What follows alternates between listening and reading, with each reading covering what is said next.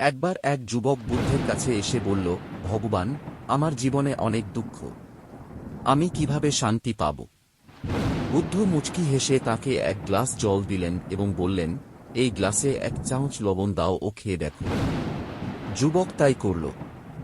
জল খেয়ে মুখ বিকৃত করে বলল, খুব কড়া, খেতে খারাপ লাগছে। বুদ্ধ এবার তাকে একটি লেকের কাছে নিয়ে গেলেন।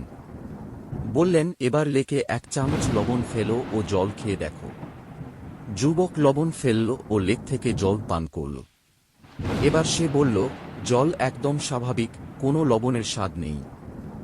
বুদ্ধ হেসে বললেন, তোমার জীবনের দুঃখ লবণের মতো, কিন্তু সেটা কতটা কষ্ট দেবে তা নির্ভর করে তোমার মনের পরিধির উপর।